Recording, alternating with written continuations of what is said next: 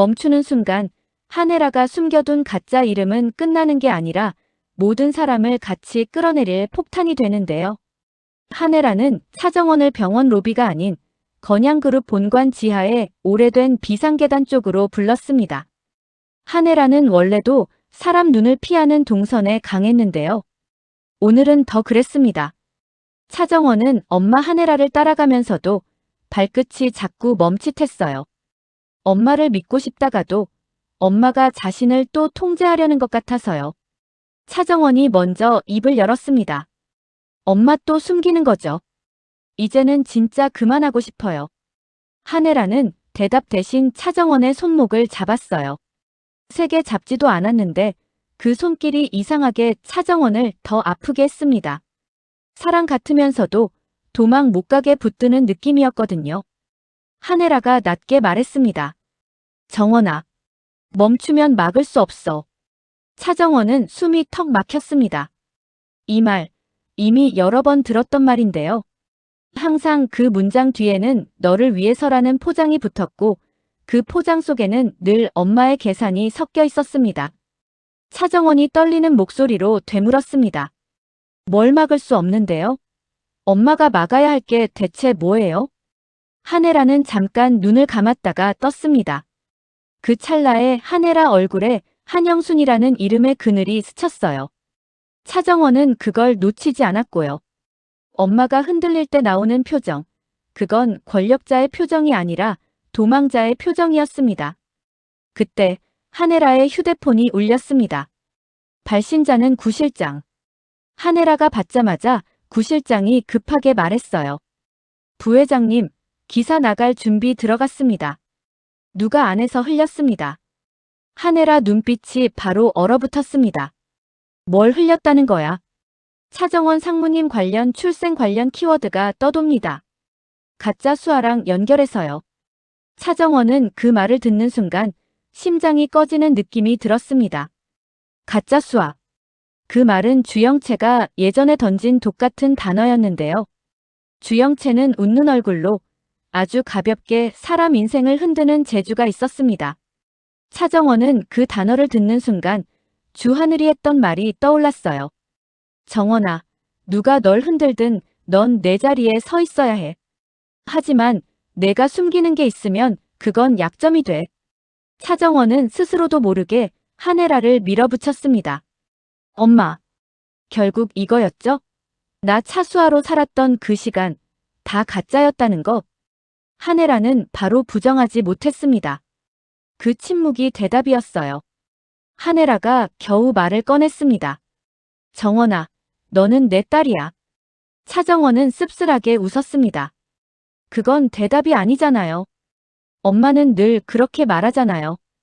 딸이니까라는 말로 내가 묻는 질문을 지워버리잖아요. 그때 또 다른 전화가 울렸습니다. 이번엔 윤비서였습니다. 하네라가 받자 윤비서 목소리는 더 낮고 더 날카로웠습니다. 부회장님, 공란숙 회장 쪽에서 움직임 있습니다. 오늘 저녁 긴급 이사회 소집 가능성 높습니다. 하네라는 순간 차정원을 바라봤어요. 차정원도 동시에 깨달았죠. 지금 흔들리면 엄마는 자리에서 내려오는 수준이 아니라 건양그룹 자체가 뒤집힐 수 있다는 걸요. 차정원은 그제야 하네라가 왜 멈추면 막을 수 없어라고 했는지 알 것 같았습니다. 엄마는 도망치려고 그 말을 한 게 아니라 이미 시작해버린 판이 너무 커졌다는 뜻이었어요. 하지만 이해가 된다고 해서 용서가 되진 않았습니다.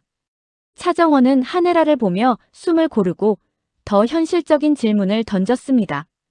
그럼 이제 어떻게 할 건데요? 또 누굴 희생시킬 건데요? 이번엔 나예요? 하네라가 고개를 젓습니다. 그런데 그 부정이 딱딱한 부정이 아니라 너무 지쳐 보이는 부정이었어요. 너는 희생이 아니야. 너는 내가 지켜야 할 마지막이야. 차정원은 그 말을 듣고 더 무너졌습니다. 엄마가 마지막이라고 말할 때마다 이상하게도 그 마지막은 늘 전략의 마지막 카드처럼 느껴졌거든요. 하네라는 차정원에게 작은 USB 하나를 쥐어줬습니다. 이 안에 내가 알아야 할 것들이 있어. 차정원은 USB를 보며 손끝이 차가워졌어요. 이걸 왜 지금 줘요? 한혜라는 눈을 피하지 않고 말했습니다. 지금 안 주면 내가 줄 수 있는 시간이 없어질 수도 있어. 차정원은 그 말이 너무 현실적으로 들려서 순간 숨이 막혔습니다. 엄마가 사라질 수도 있다는 뜻, 혹은 엄마가 없어져야만 이 판이 정리될 수도 있다는 뜻. 차정원은 그것이 공포였고 동시에 분노였어요. 왜 엄마는 항상 극단으로 몰고 가는지, 왜 평범한 해답은 없었는지. 그 사이 주하늘은 이미 사태를 감지하고 있었습니다.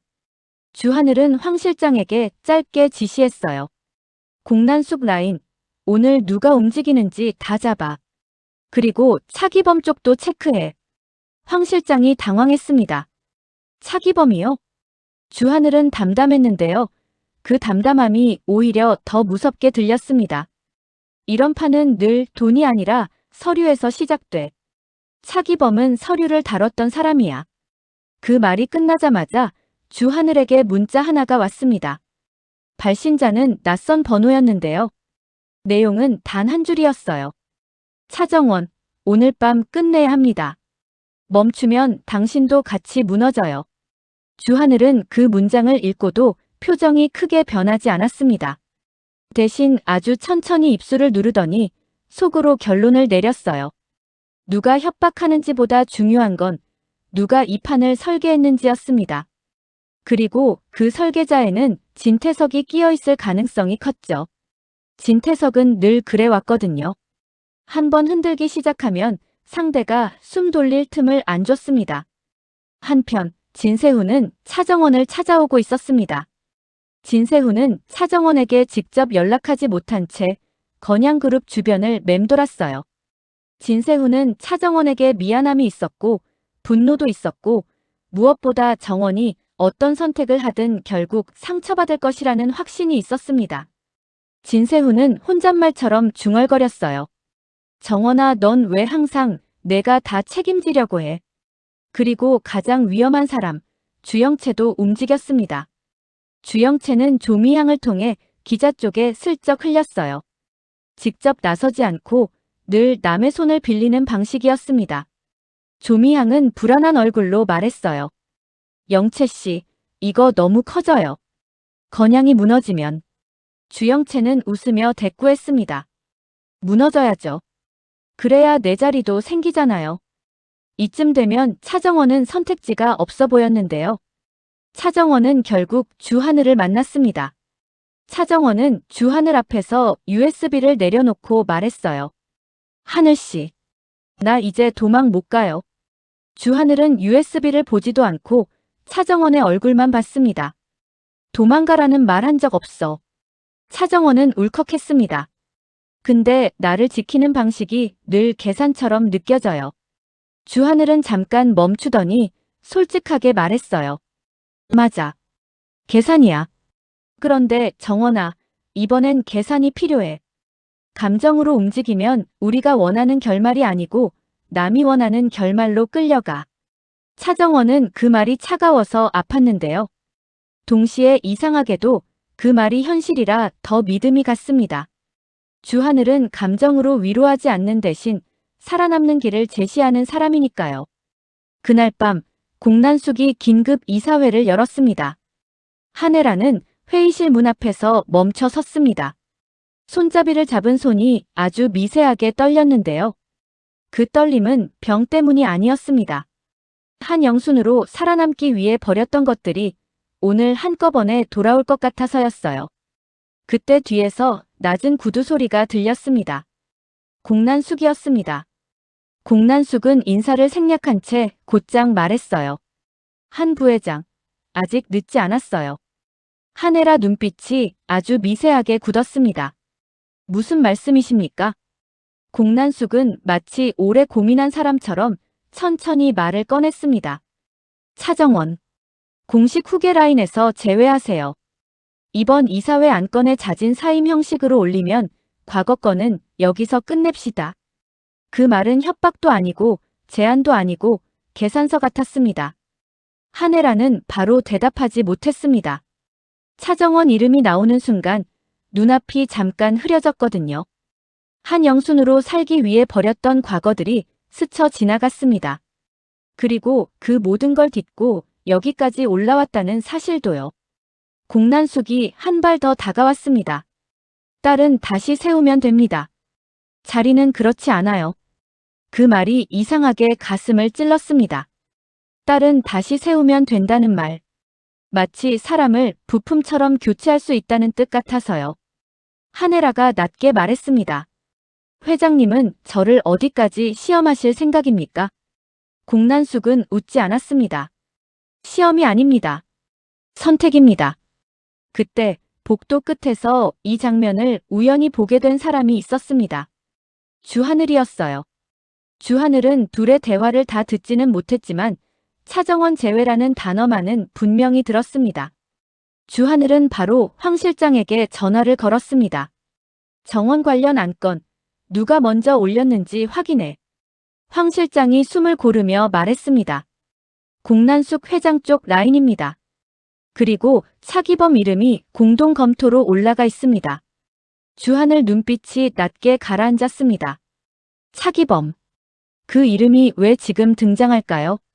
한편 차정원은 아무것도 모른 채 휴대폰을 내려다보고 있었습니다. 그때 진세훈에게서 메시지가 하나 왔습니다. 정원아, 내 엄마가 널 지키려는 건지 막으려는 건지 오늘 안에 알게 될 거야. 차정원은 손이 차갑게 식었습니다. 그리고 바로 이어서 또 다른 메시지가 도착했어요. 발신자는 익명. USB 안 3번 폴더부터 보세요. 공동 서명. 차정원은 숨이 멎는 기분이었습니다. 공동 서명이라니. 엄마 혼자 결정한 게 아니라는 뜻이겠죠. 같은 시간 한혜라는 회의실 문을 바라보고 있었습니다. 공난숙의 제안이 머릿속에서 계속 맴돌았어요. 딸은 다시 세우면 됩니다. 그 문장이 이상하게 지워지지 않았습니다. 그리고 한혜라는 그제야 깨닫습니다. 이건 단순히 차정원을 자르라는 제안이 아니라 자신이 아직 엄마인지 아니면 한영순인지 선택하라는 압박이라는 걸요. 회의실 문이 열리기 직전 한혜라는 아주 조용히 중얼거렸습니다. 멈추면 내가 무너지는 게 아니라 저 아이가 무너질 수도 있겠네. 그 선택을 들은 사람은 아무도 없었습니다. 하지만 복도 끝에서 주하늘은 이미 결심을 하고 있었습니다. 정원은 자르지 않는다. 그리고 그 순간 누군가가 기자에게 전화를 걸었습니다.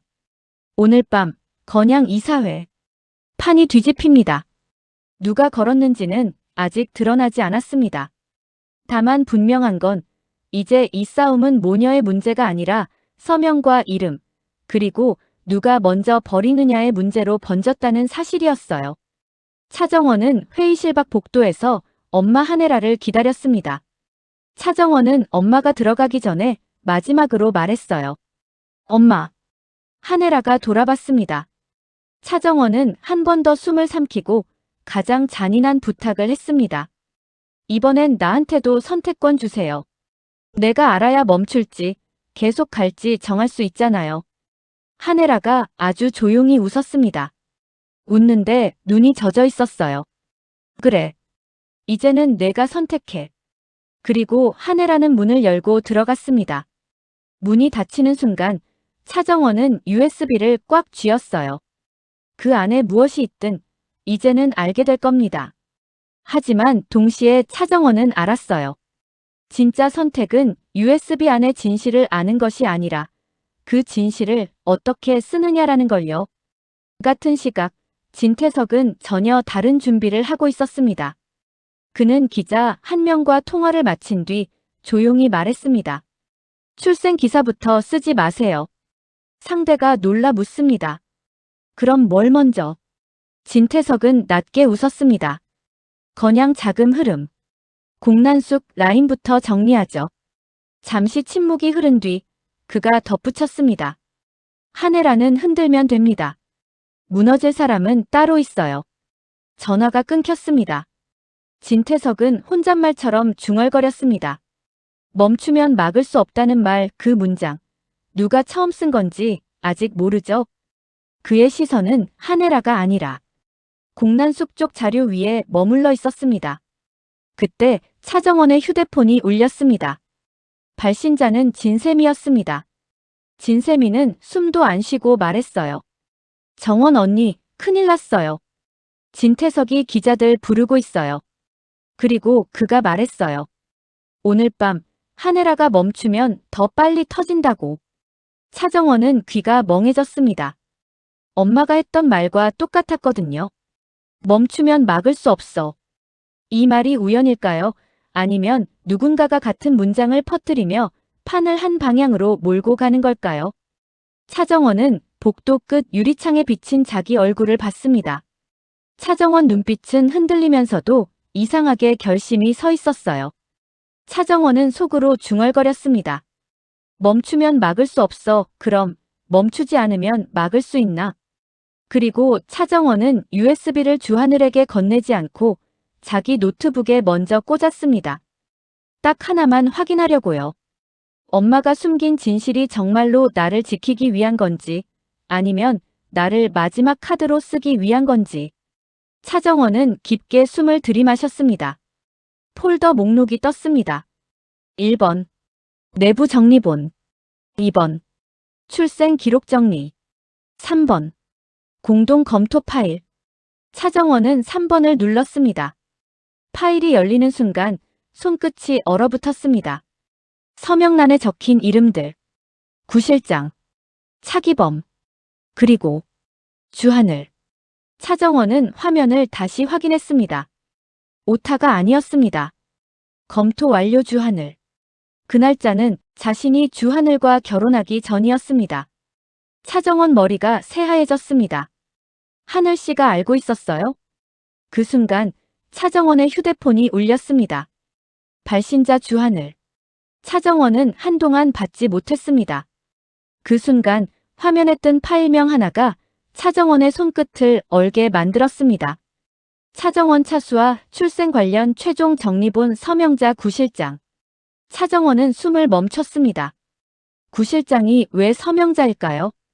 엄마 한혜라만의 비밀이 아니었다는 뜻이겠죠. 그리고 더 이상한 건 파일 안에 주영채 이름이 아니라 차기범 이름이 먼저 등장했다는 것입니다. 차정원은 그제야 깨닫습니다. 이 판은 엄마와 딸의 싸움이 아니라 서류를 가진 자와 이름을 가진 자의 전쟁이라는 걸요. 한혜라는 지금 회의실 안에서 멈추지 않으려고 버티고 있고 차정원은 지금 복도에서 멈추지 않으려고 진실을 열어버렸습니다. 이제 남은 건 딱 하나입니다. 한혜라가 회의실에서 살아남을지, 차정원이 진실을 들고 엄마를 살릴지, 아니면 그 진실로 엄마를 끝낼지. 그리고 그 선택의 끝에는 진태석이 웃고 있을지도 모릅니다. 멈추면 막을 수 없어. 라는 문장을 누가 처음 만들었는지 아직 아무도 모르니까요.